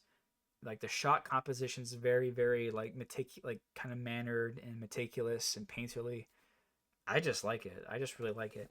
I was trying to think of something to compare it to. I was thinking of maybe it's like kind of like Iranian cinema, but not really, because Iranian cinema is a lot more down to earth, and especially like Manuel de Oliveira's filmography. Like a lot of his stuff is like exclusively like upper class people, and that's not really what you see in Iranian cinema.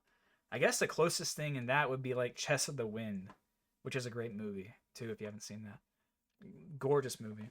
Um, but Portuguese cinema is not really like I again no one really talks about it, but I'm really excited to keep kind of looking into it and going through these directors' filmographies. But so that's Anna, which would be number. Okay, this is number one. You are not going to guess what number one is, and I mean that sincerely. There is nothing is going to prepare you for what I'm going to show you next. Okay, but this is probably the number one quote unquote real movie. Well, you'll think I'm joking with this next one. I'm not. I'm seriously not joking. But number one, the best film, my favorite film I watched in 2025 is The Evil Cat, directed by Anthony A. White and released kind of in 2008. So right off the bat, you may notice something about this poster. This poster is a photograph of a DVD release, which I will get. I need to order it. And it's not even cropped properly. You can see the disc behind it, and it's at a shitty angle. And that's a very good indicative of what this fucking movie is. So I need to provide context. So the director Anthony A. White, he started I don't know when he started filming this, but he was like 8 years old in his living room with like a flip share. I don't know what fucking camera he used. He used some like actual fucking potato, and it's just like him trying to film himself and his cat. Um, I probably should. So he films himself and his cat. This cat is very fucking important. This cat is the most important fucking thing ever. But then for some reason, when he's like 17, he's like, "Listen, I gotta use all the buffalo here. I shot like 12 minutes of footage, so I need to go back and complete this fucking thing."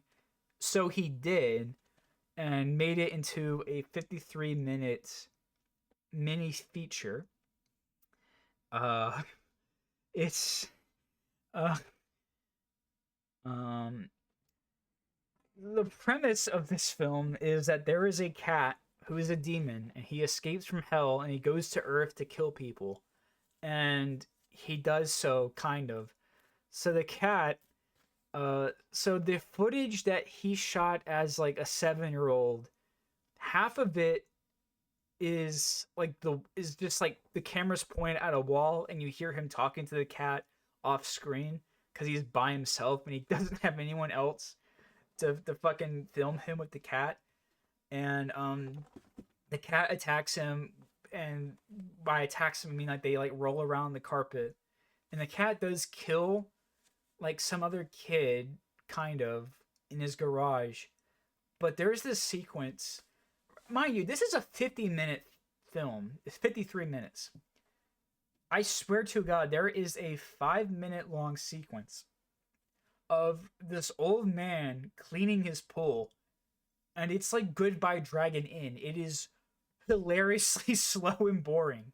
And I died fucking laughing because I could not believe at how at why he did this, at why he like dedicated so much time to to this old fucking guy cleaning his shitty above ground pool. And I I saw a review of this recently that compared like the opening like well, it's not the okay, so he kind of goes back and forth with like the new footage because there's a scene early on where a woman takes her top off, and I do not think that was shot when he was like 6, hopefully. But um and there's also like Satan is in the movie, and they have like a real full prosthetic for this demon. But he like they cut to him a few times throughout the movie, so they kind he adds in new footage early on to the movie, so it's not just like one half is footage from when he was little. And there's a time, I think there is a time skip in the movie itself to later, but it's not like a clean half and half, so it's a bit difficult to talk about. But what was the point I was gonna make? It was just like I like he didn't cut anything out, which I don't like. He used all like the like footage that should be unusable. He didn't even like. It's the same cat, so I don't know why he didn't just reshoot the footage from when he was a kid. He didn't do that. He just put it in the movie. I don't know why. Um, sorry. It's yeah. I got stun locked again. But it's so it's like oh yeah. I saw a review recently comparing his early footage to Skinamarink, and it's not inaccurate. It's like Skinamarink, but it's like blinding light and even worse sound quality.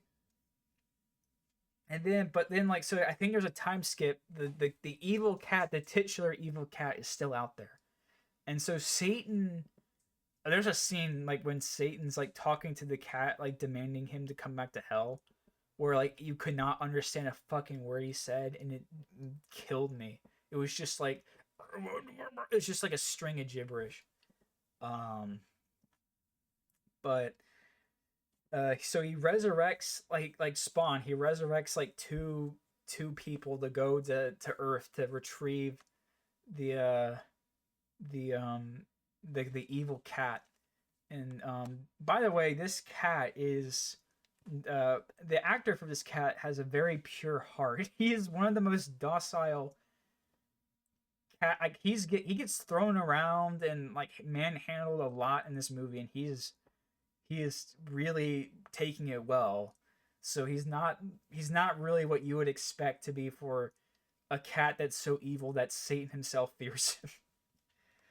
And there is like, but so later in the film, he does like get way more ambitious of his filmmaking. They blow up a car with fireworks. They do like prosthetic makeup and real like gore gags.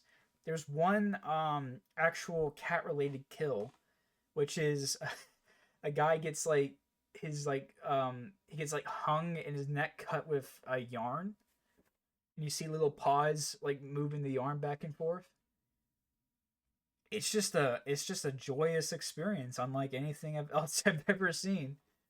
And so why is this number one? Two reasons. One, there's a Wigger character who says the soft A. So that's one point towards it being a masterpiece. And really what made me decide this is the best thing I saw this year was I looked on IMDb and I looked at the cast.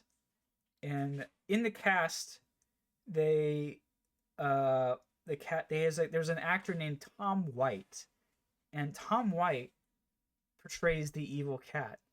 That is fucking precious that he gives his cat a credit on IMDb. So I was like, I cannot, I have, I have to give it this accolade. So there you go. That's a lot of movies I kind of sort of talked about. I I probably should save some like content for later, but I think I got most of what I wanted to say about these out. This was probably unlistenable and a mess, but I'm gonna try to keep at it, and I'll get better at it, and hopefully, if I get an audience, I'll make I can get like recommendations. People I might get people on to talk because it's really fucking hard for me to talk for 2 hours and 10 minutes straight. Um, kind of tipsy on the beast. I'm kind of a lightweight. I don't know. I didn't eat a lot today, so that's probably why. But I mean, yeah, that's I don't know when I'm gonna stream again. I probably want to stream either on well stream or upload either one on either Friday or Saturday, but I'll see. Well, actually, no, it won't be next week because I am going to be working on something big. Sorry, you might hear shit in the background. Anyway, but I'll see how this goes. So, if you somehow managed to listen to all this, thank you. That's impressive. And I'll probably say something again later. Make something else. I don't know. Fucking bye. Bye.